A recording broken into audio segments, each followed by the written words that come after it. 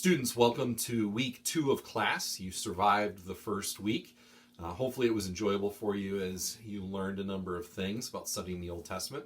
This week we're going to begin week 1 of 2 weeks of talking about narrative in the Old Testament.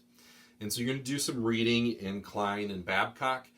You're also going to watch a video, one about using Canvas if you're going to do the vlog.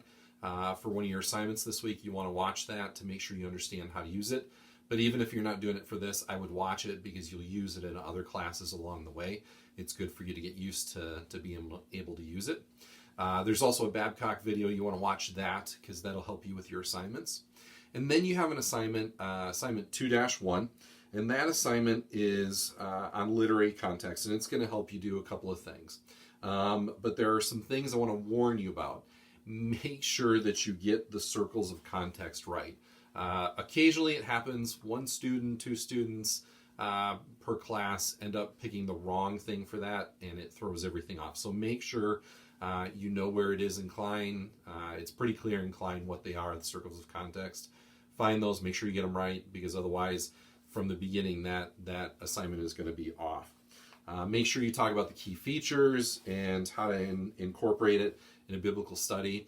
The biggest thing is this: is that when you're asked to explain something or what the key features are, I'm not asking for a couple of one-word answers. I'm not looking for a couple of sentences.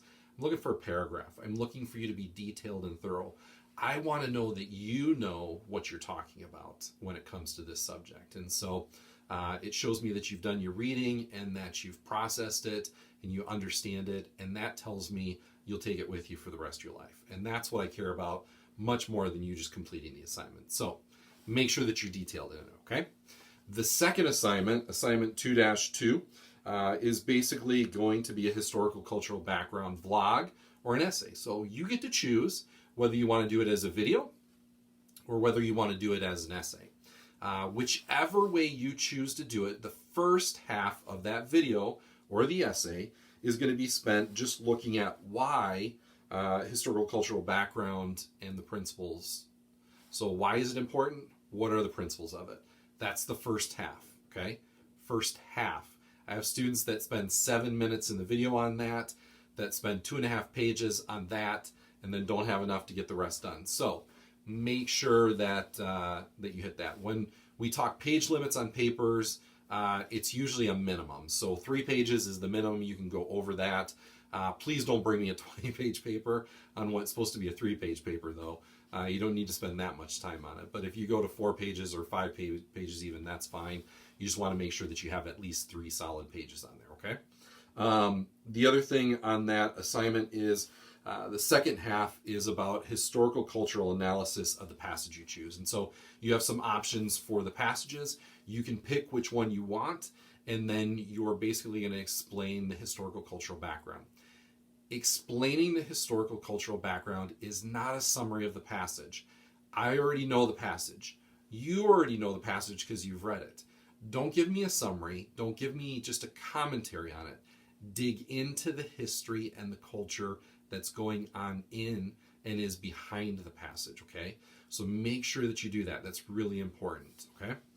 Last assignment for this week is you're going to do a discussion board, and you're going to develop a theological position. And basically, you're going to look at a passage in Genesis, and there are a couple of things you need to do.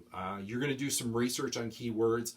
All that research doesn't have to be in the discussion board. So, you could spend multiple pages just on digging into the key words.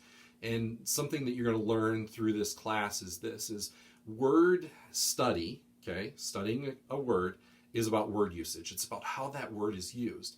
Not just in the verse that you're looking at, but within the book that you're studying, within other books by that author, within other books in that testament, so in the Old Testament, and ultimately in the whole Bible. And so you're looking at how it is used, and that helps us understand and define words is when we see how they're used, because in some places they're going to be used differently than they are in others. And so you need to make sure you study the key words in this passage as you do the discussion board, but you don't have to reveal all of that to us.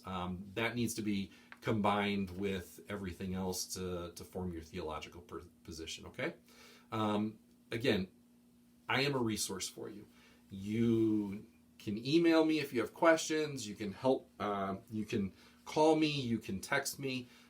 Reach out if you have questions, if you need help with something.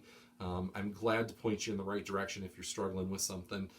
So please reach out and do that if you need anything. The other thing that I would say is when it comes to your assignments, whether it's a discussion board or either of the assignments this week, make sure that you're doing a couple things. One, you're interacting with what you read this week. So the readings that you have are relevant to the assignments you have. Make sure that you're interacting with the Bible. And so what I mean by that is you should have in-text citations. You should have references to quotes or ideas and things. And just because you quote something doesn't mean that you understand it. So don't put gigantic, huge, long quotes in there to make your paper longer. Maybe summarize a long quote like that, okay? Or put a short quote in there, but then explain to me how that interacts with what you're saying. And so make sure that you're interacting with those things, you have in-text citations, and that you have a works cited. So if it's a worksheet, there's a works cited at the end. If you're doing the vlog, you basically just do a bibliography, works cited, single page, you just attach that to the assignment. And it's good. If you have problems attaching to the assignment, just email it to me and say, hey, this is my bibliography for this assignment, okay? But you always want to be, whatever assignment you're doing, you're interacting with your reading, you're interacting with the Bible, and you're using in-text citations appropriately. Should be MLA format. Your works cited should be MLA formatted also, okay? Again, questions, reach out. I'm praying for you this week. This is a great week as you study narrative. I hope that you enjoy it.